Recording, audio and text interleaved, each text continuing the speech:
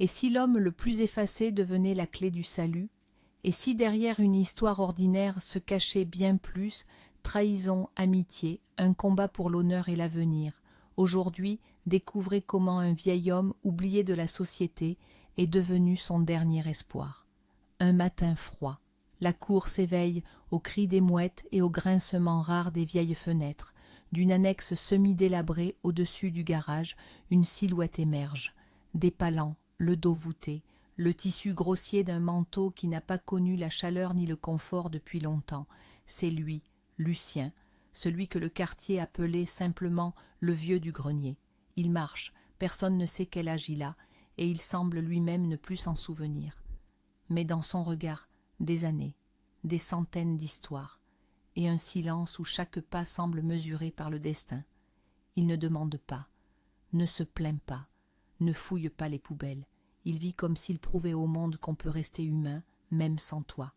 Aujourd'hui, comme toujours, il se dirige vers la petite épicerie du coin. Dans ses mains, quelques pièces, gagnées hier en aidant le concierge.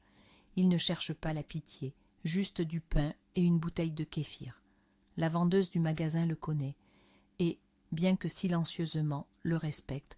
Il n'est pas de ceux qui étalent leur malheur. Il est de ceux qui supportent en silence. Il s'assied sur le banc près du magasin, rompt un morceau de pain, prend une gorgée. Il caresse ses genoux fatigués et se relève. La journée ne fait que commencer, et il le sait. Pour survivre demain, il faut travailler aujourd'hui. Trouver quelqu'un à aider, transporter des caisses, balayer la cour, ou simplement être là si quelqu'un va mal. C'est à ce moment précis, alors qu'il avançait déjà dans l'allée, que s'est produit ce qui allait changer sa vie à jamais.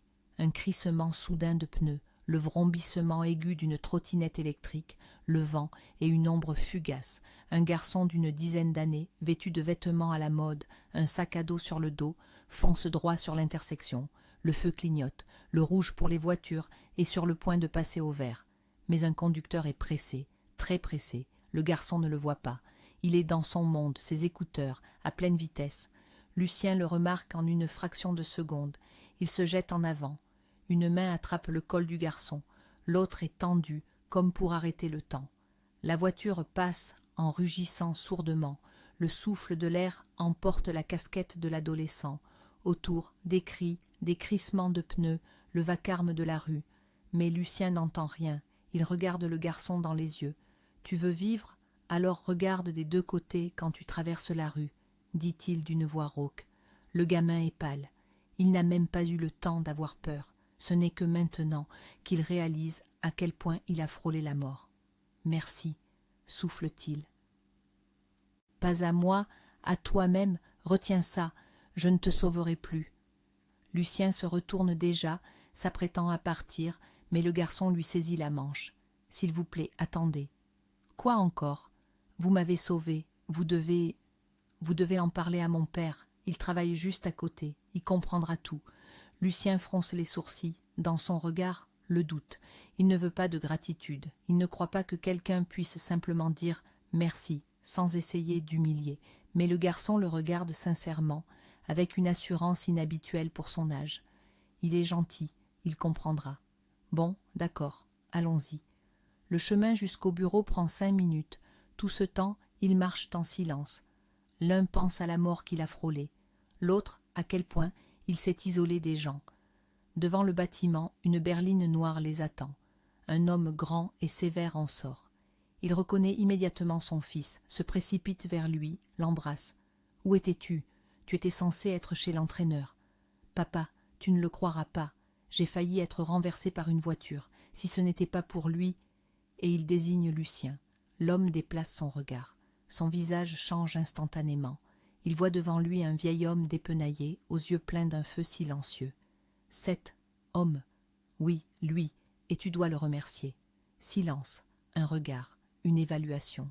« Merci, vous avez sauvé mon fils. »« N'importe qui aurait fait la même chose, » répond Lucien d'une voix sourde. « Venez avec moi au bureau, au moins je vous offrirai un thé.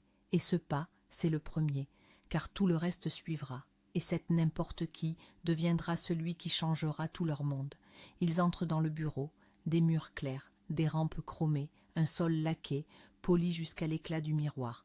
Tout, dans cet endroit, semble fait pour exclure des gens comme lui. Lucien sent chaque regard, chaque murmure, chaque ombre de dégoût dans les yeux des passants. Mais il ne se cache pas, ne baisse pas les yeux.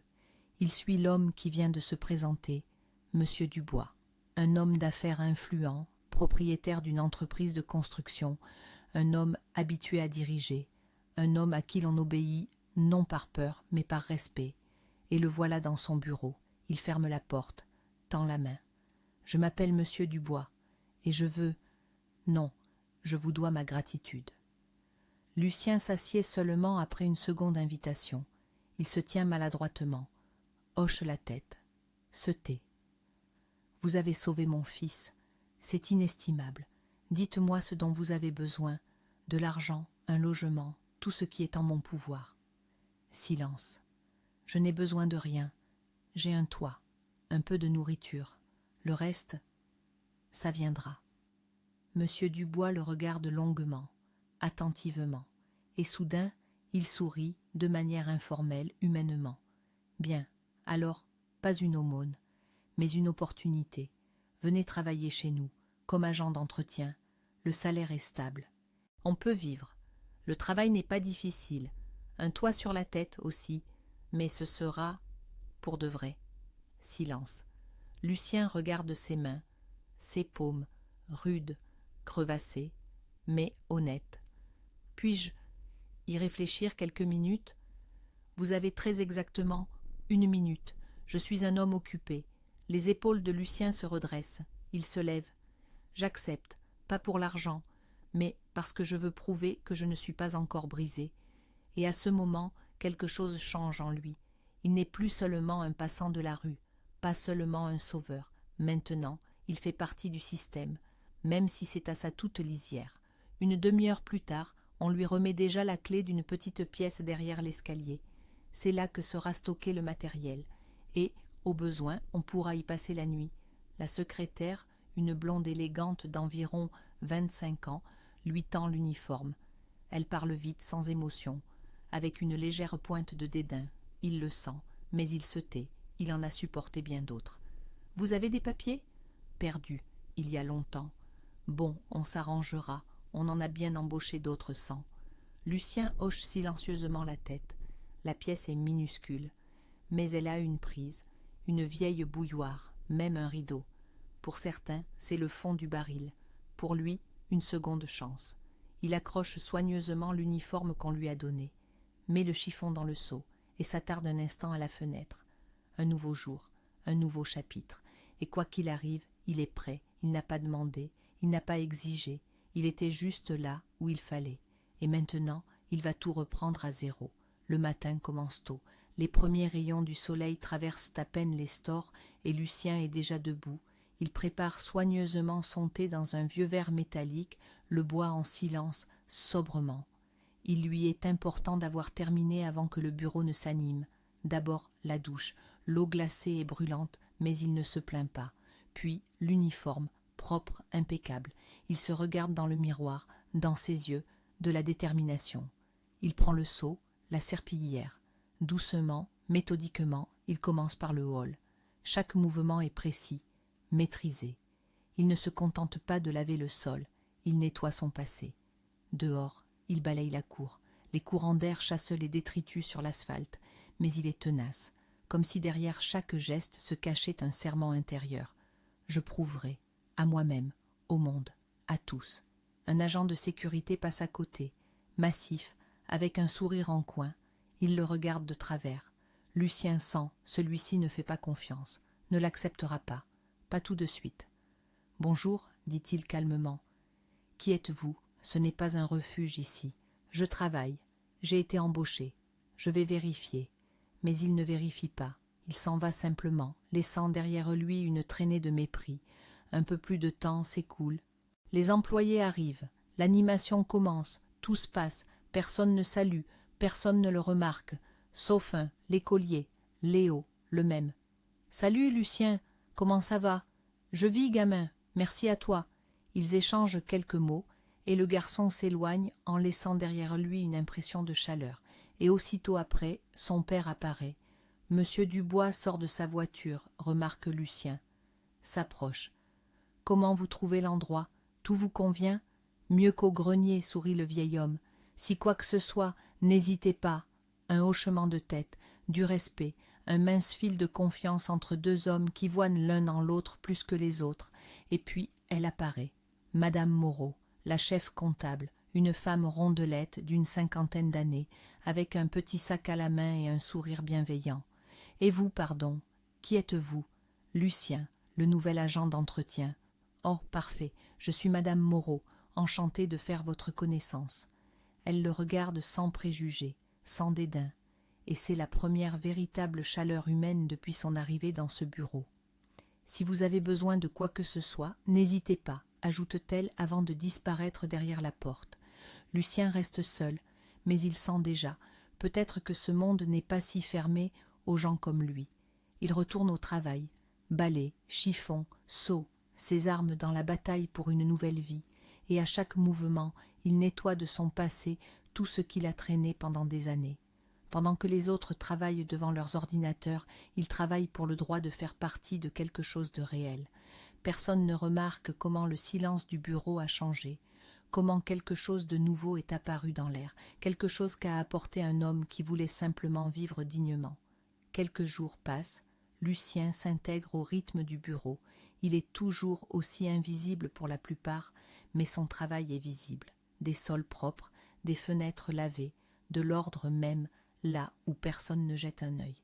Bernard, le chef de la sécurité, est le premier à le remarquer, et bien qu'il ait été brusque le premier jour, il s'approche maintenant de lui. « Bonjour. »« Et à vous aussi, répond Lucien, sans s'interrompre. « Hier, on a commencé du mauvais pied. Excusez-moi. Ça arrive. Je ne suis pas rancunier. » Les hommes se serrent la main, brièvement, virilement. Maintenant, dans leur regard, du respect, même si c'est prudent. Vers midi, Marc apparaît, l'assistant du chef de la sécurité. Jeune, athlétique, avec une froideur dans la voix. « Bonjour, vous êtes l'agent d'entretien ?»« Pour l'instant, oui. Et vous, vous devez être le responsable du « je ne fais confiance à personne ». Trop impertinent pour un nouveau. Et vous êtes trop suffisant pour quelqu'un qui ne fait que garder les portes. Pause. Tension. Et, intervient Bernard, calmez-vous tous les deux. Je n'ai même pas commencé, dit Lucien calmement. Tout va bien, c'est juste son caractère. Oui, je vois bien qu'il a un caractère de cogneur, grommelle Marc, mais il s'en va. Et Lucien sourit. Il est habitué aux attaques. Il a traversé le feu, une vraie guerre. La journée se termine, les employés se dispersent. Lucien lave les sols, jette les poubelles, tout comme d'habitude. Mais la sécurité le surveille. Marc observe chacun de ses pas du coin de l'œil. Il guette la moindre erreur, il attend un échec, et Lucien sent tout, mais il fait son travail, avec précision, retenue, calme. Le soir, une femme familière apparaît au seuil du bureau, élégante, en robe chère, avec une tarte à la main. « Bonjour, je suis Hélène, la maman de Léo. »« Enchantée. » Lucien est embarrassé. « C'est vous? Pour moi? » ?»« Bien sûr, vous avez sauvé mon fils. Je ne pouvais pas laisser passer ça. »« Oh, je ne suis pas un héros. J'étais juste là. »« Ne soyez pas modeste, sans vous, je n'aurais plus Léo. » Elle pose la tarte sur la table. Lucien s'agite, essaie de trouver des tasses, de préparer le thé. Ses mains tremblent, non de peur, mais de surprise. Ils boivent du thé, parlent simplement. Hélène rit. Lucien sourit, pour la première fois depuis longtemps, pas à lui-même. Il oublie ses vêtements, son âge, son statut, juste un être humain, avec un autre être humain, sans artifice. Quand elle part, il reste longtemps devant la porte. Il regarde l'obscurité du couloir, puis il revient, débarrasse la table, et soudain entend une voix. « C'était des tartes, je peux en avoir une. Léo. » L'écolier est déjà en train de sauter autour, de sentir, de se lécher les lèvres. Bien sûr, prends-en, prends-les toutes. Oh, comme c'est bon. On m'a offert ça. Je ne l'ai pas fait moi-même. Peu importe, c'est mieux dans ta petite pièce qu'à la maison. Lucien rit. Le garçon, comme une lumière dans sa pièce silencieuse et poussiéreuse. Et ce soir-là, il sent pour la première fois. Il n'est pas n'importe qui, il est utile à quelqu'un. Le lendemain matin commence comme les précédents. Lucien se réveille de nouveau avant l'aube. Douche, uniforme, thé, ses petits rituels matinaux. Il nettoie les étages, essuie méticuleusement chaque poignée, chaque recoin. Puis il sort. Et à l'entrée principale, il la rencontre, une femme corpulente d'une 50aine d'années, à la démarche assurée et portant une grosse pochette de documents. Impossible de la contourner, elle est trop imposante. Il essaie de passer, mais n'y parvient pas. Il manque de se heurter. « Bonjour. Pardon, puis-je passer ?» Bien sûr, la femme fait un pas de côté. « Excusez-moi, je ne vous avais jamais vu auparavant. Peut-être que nos chemins ne se sont pas croisés. Je suis nouveau ici. » Lucien. Madame Moreau, la chef comptable. Ils échangent quelques phrases polies et elle disparaît dans le bâtiment. Lucien reste dehors, mais maintenant il a déjà 2 connaissances humaines derrière lui, et cela signifie que tout n'est pas si mal. 15 minutes plus tard, Monsieur Dubois apparaît. Il s'approche, hoche la tête. « Bonjour Lucien. Et à vous. Comment ça va dans votre petite pièce? Tout vous convient? » « Oui, même trop bien. Douche, bouilloire, réfrigérateur. Après le grenier, c'est le paradis. » Monsieur Dubois sourit. « Je suis content de l'entendre. Et vous êtes, au fait, une bonne personne. »« Et vous n'êtes pas pire, » répond Lucien légèrement gêné. « Tout le monde ne pense pas ça. Au fait, vous n'auriez pas vu Madame Moreau? Elle est déjà là, arrivée tôt. Excellent. Alors, je peux commencer à gronder. » Il s'en va. Et Lucien continue son nettoyage. À l'heure du déjeuner, Madame Moreau réapparaît, cette fois avec un sac. Dedans, une douzaine de pirochki frais, faits maison. « Lucien, vous êtes là? »« Oui. »« J'ai pensé. Eh bien, si on prenait le thé, j'ai apporté des pirochkis. » Lucien est désemparé. Il court dans sa petite pièce, range, déplie des serviettes, met la bouilloire en marche. Madame Moreau rit. « Ne vous agitez pas, tout va bien. Asseyons-nous plutôt. L'odeur des pirochkis est enivrante, aux choux, à la pomme de terre, à la confiture. Tout ça pour moi? Bien sûr, pour vous. Vous l'avez mérité. Ils boivent du thé, discutent, rient. Lucien essaie de trouver quelque chose à lui donner en retour. Il réalise qu'il n'a rien. Il court au magasin le plus proche et revient avec une tablette de chocolat. C'est pour vous. Il ne fallait pas, dit-elle, gênée, mais merci, ça me fait très plaisir. À ce moment, quelque chose de réel apparaît entre eux, pas juste de la gratitude, pas juste du thé, mais quelque chose de plus, du respect, une chaleur humaine simple. 10 minutes après son départ, la porte s'ouvre en grand. Léo, encore ce gamin omniprésent. Il jette un œil à l'intérieur, renifle l'air. « Oh, des pirochkis, je peux en avoir un ?»« Bien sûr, sers-toi. » Il croque goulûment. « Mon Dieu, comme c'est bon. Je sais, on m'a offert ça. Écoute, tu es génial, Lucien. Tu as des pirochkis, du thé et ta petite pièce. Et toi, la jeunesse. Alors le compte est bon. » Il rit. Le gamin s'assied sur le bord d'une chaise et parle simplement de l'école, des entraînements, son rêve de devenir attaquant en équipe nationale. Lucien écoute, s'imprègne, comme si, à travers ce garçon, il se souvenait de ce qu'il était autrefois. Et comme il est facile pour une âme de revivre si l'on est simplement utile à quelqu'un. Les jours suivants se déroulent calmement. Lucien continue de sortir tôt, de nettoyer avant les premiers pas des chaussures de bureau, avec précision, avec diligence, sans bruit superflu. Il est devenu un élément familier de ce bâtiment, invisible, mais indispensable. Mais dans l'ombre, autre chose mûrit. Un jour, en accrochant accidentellement une serpillière à un dossier sur le bureau de la secrétaire, il le fait tomber dans un seau d'eau sale. Splash! Les papiers sont trempés. L'encre bave. « Qu'as-tu fait ?» Le cri transperce le couloir comme du verre.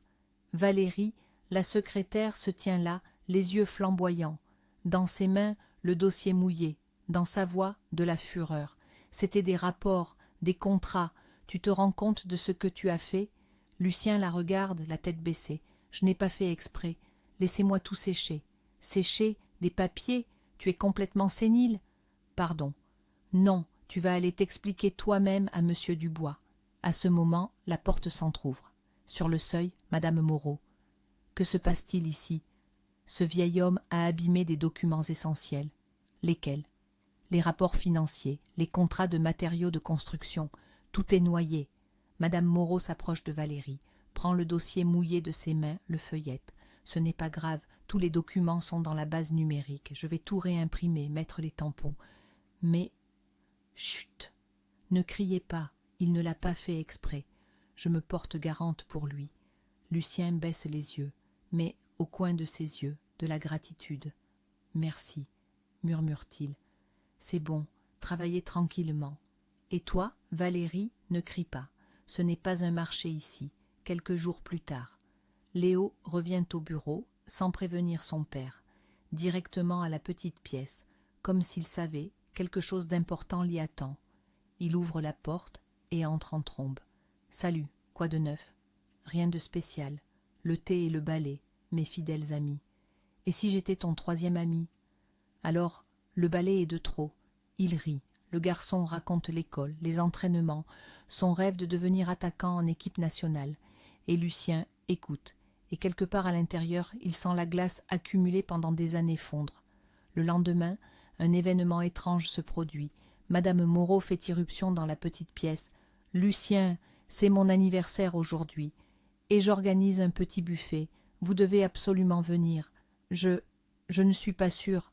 Sans vous, c'est impossible. J'ai déjà dit à tout le monde que vous seriez là. Ne me décevez pas. » Il hoche la tête. Et dès qu'elle part, il se précipite au magasin, revient avec une boîte de chocolat, un petit geste mais significatif. Au buffet, tout se passe bien. Vin, toast, rire. Mais Lucien reste dans un coin, silencieux, discret. Et là, Valérie. Elle s'approche, sourit froidement. « Alors, héros, tu n'as pas encore raté de document. » Lucien veut répondre, mais le programmeur Sébastien le devance. « Valérie, tu ne t'es pas lassé de déverser tes complexes sur lui. D'autres employés la rejoignent. Ils prennent le parti de Lucien. Lui-même est sous le choc. Il ne s'y attendait pas. Chantos. Il était habitué à être une cible. Mais maintenant, il fait partie de l'équipe. Ce soir-là, après la fin du buffet, il sort les poubelles, lave les sols du hall. Bernard se tient dans l'embrasure de la porte. « Écoute, Lucien, on pourrait jouer aux échecs ? À quoi bon ? Je me suis entraîné tout ce temps. Et alors ? Au moins une fois, je dois gagner. » Ils rient tous les deux. Et 10 minutes plus tard, une partie, puis une autre. Bernard perd, encore et encore, et rit comme un gamin. « Ça suffit, je n'en veux plus. Tu as toute une bibliothèque de coups là-dedans. » Lucien sourit et comprend, il est utile, ici, parmi ces gens. Nuit. Les couloirs sont vides.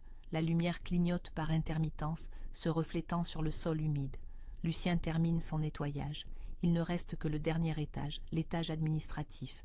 Il monte lentement les escaliers. Le bureau de Valérie, le dernier de la rangée. La lumière est éteinte, la porte est entr'ouverte. Il s'apprête à passer, puis soudain, quelque chose d'étrange. Une voix basse derrière la porte, un murmure, comme si c'était une conversation téléphonique. Lucien s'immobilise. « Tu es sûr que M. Dubois garde encore les documents dans le coffre ? » « Bien sûr, je ne me suis pas placé chez lui pour rien. Le principal, c'est la discrétion. Il me fait confiance comme à une aveugle. Tout est sous contrôle. Excellent. Alors demain, on sort la clé USB et je la remettrai au grison. Le reste, ce n'est pas ton problème. » Un clic. La conversation est terminée. Lucien recule prudemment. Son cœur bat comme un tambour. Plus de sueur sur son front que celle de la serpillière. Il n'en croit pas ses oreilles. Elle, Valérie, la secrétaire, le visage à l'entrée. Elle travaille pour quelqu'un d'autre, et le nom, le grison, il l'a entendu. Avant. Entendu aux informations. Crime, corruption, stratagème sale, sabotage d'appel d'offres. Ils veulent atteindre M. Dubois, de l'intérieur. Lucien descend à sa petite pièce, ferme la porte, s'assied. Ses mains tremblent. Il est un simple agent d'entretien, pas un policier, pas un espion, mais il n'est pas non plus un lâche. Il réfléchit longuement.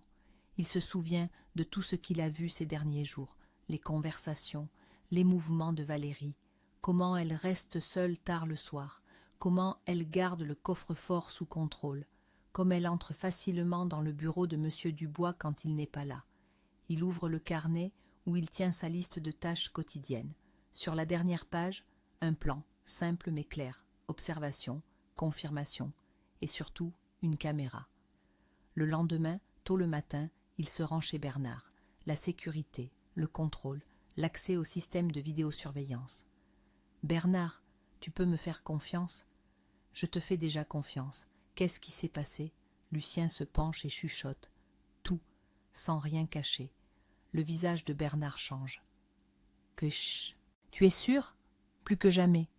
Alors, il va falloir faire du bruit. Juste doucement, et vite. Ils installent une caméra cachée, un microphone sous le bureau de Valérie, et attendent. La journée s'étire, insupportablement longue. Lucien balaye les couloirs, comme d'habitude, mais toutes les 20 minutes, il jette un œil à la salle de sécurité. Bernard hoche la tête. L'enregistrement est en cours, rien pour l'instant. Et soudain, à l'écran, Valérie. Elle entre dans le bureau, sort une clé USB, scanne les documents, prend des copies des contrats du coffre-fort, et puis un appel. « Je te la donne aujourd'hui, le grison attend, tout y est, contrat, signature, données personnelles, il sera content. » Bernard coupe le son, se tait, puis dit lentement « Maintenant, nous avons ce qu'il faut. C'est l'heure d'appeler Monsieur Dubois ?» C'est l'heure. 15 minutes plus tard, Monsieur Dubois est déjà assis dans la salle de sécurité. Il regarde l'écran, ne cligne pas des yeux, ne dit rien. Puis il se penche en arrière sur sa chaise. « Vous êtes sûr qu'elle va livrer les données aujourd'hui ?» Lucien hoche la tête. « À quelle heure ?» 18h45, à l'entrée de service. Monsieur Dubois se lève. « Alors, nous allons tout préparer. »« Qu'allez-vous faire ?» demande Bernard. « Attraper le rat par la queue, avec un appât, et en vidéo. » Lucien ne pose plus de questions.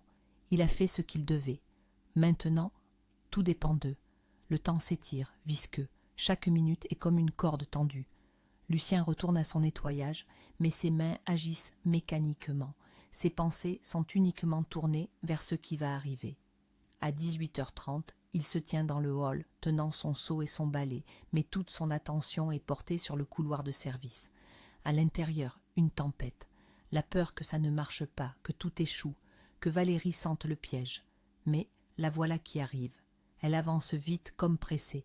Sur son épaule, un sac en cuir, dans ses yeux, l'excitation et la confiance. La sécurité semble ne pas la remarquer. Tout le monde est occupé par ses affaires, mais Lucien sait, à chaque coin de rue, ils sont déjà en poste. Bernard, Marc et Monsieur Dubois lui-même, dehors, à l'entrée de service, déguisé en chauffeur. 18h43, Valérie sort, sur son visage, un léger sourire. Elle pense que tout se déroule comme prévu. Et là, une silhouette surgit de l'ombre. « Bonsoir Valérie, tu ne m'attendais pas, Monsieur Dubois. » Froid, posé. Dans ses mains, un dossier, sur son visage, de l'acier. « Quoi ? Qu'est-ce que vous faites ici ? Et toi, qu'en penses-tu » Il ouvre le dossier, il y a des photos, des captures d'écran, des enregistrements audio, ses conversations, sa clé USB, sa trahison. C'est un faux. Oh, inutile, tout est enregistré officiellement, depuis 2 caméras, sous le contrôle de la sécurité. Bernard et Marc sortent des portes, silencieux, déterminés. « Valérie, vous êtes en état d'arrestation en attendant l'arrivée de la police. Vous n'avez pas le droit, c'est lui, c'est Lucien, il a tout inventé. »« Lucien ?» répète Monsieur Dubois, intéressant. « Tu veux dire que l'agent d'entretien du grenier a élaboré un plan complexe pour monter une affaire de ta liaison avec le milieu criminel ?» Elle se tait, brisée. Elle comprend, pas d'issue. Sa main se tend convulsivement vers son sac. Halte, Marc intercepte le mouvement. De là, une deuxième clé USB, avec d'autres informations compromettantes, peut-être sur d'autres employés. « Emmenez-la » hoche Monsieur Dubois. Et voilà, 3 minutes plus tard, elle disparaît dans l'obscurité. Pour toujours. Plus tard, dans le bureau, le silence. 3 hommes sont assis. Monsieur Dubois, Bernard, Lucien. « Je ne sais même pas quoi dire » dit lentement Monsieur Dubois. « Ne dites rien » répond Lucien. « Juste, merci de m'avoir donné ma chance. » Une chance ? Vous ne l'avez pas seulement saisie, vous nous avez tous sauvés, l'entreprise, ma réputation, et peut-être des vies humaines. J'ai juste regardé et écouté, et puis Je n'ai pas gardé le silence. C'est ce qui distingue un homme d'un meuble. Vous méritez mieux. Je veux que vous ne soyez plus agent d'entretien. Et quel poste me voyez-vous occuper? Assistant personnel à la sécurité. Vous êtes sûr? Plus que jamais. J'ai besoin d'un homme en qui je peux avoir une confiance absolue. Lucien hoche la tête. Pas tout de suite, lentement, mais à l'intérieur, un éclair, la foudre, le retour. Plus tard, quand tout se calme, il est assis seul dans sa petite pièce. Il regarde par la fenêtre. Dans sa main, une vieille pièce d'échecs que Léo lui a apportée. Sur l'écran d'un vieux téléviseur, les nouvelles, Valérie D. arrêtée pour avoir transmis des documents internes à un syndicat criminel, a témoigné aujourd'hui contre l'homme d'affaires connu sous le surnom Le Grison. La voix du présentateur s'étouffe sous le bruit de la bouilloire qui bout. Lucien se lève, verse du thé, et dans le reflet du verre, soudain, il s'immobilise. La caméra de surveillance dans le coin du bureau a clignoté. Pendant une seconde, comme si quelqu'un venait de la redémarrer, il plisse les yeux, repose le thé, et se dirige lentement vers la sortie, parce que dans son monde, si tu as vu le mal une fois, il ne disparaît jamais comme ça. Alors qu'il semble que tout est terminé, une caméra capte accidentellement quelque chose qui le fige. À l'écran, Lucien, ce même vieil homme, fait quelque chose d'inattendu. Qu'est-ce que c'est? Trahison? Une double face? Ou... Monsieur Laurent n'en croit pas ses yeux. La vérité s'avère ne pas être si simple, et même celui qui sauve peut cacher un secret capable de tout détruire. Si l'histoire vous a plu, n'hésitez pas à laisser un like, à vous abonner à la chaîne et à laisser votre commentaire. C'est très important pour nous. Que pensez-vous du vieil homme, un héros ou un manipulateur? Nous attendons votre avis.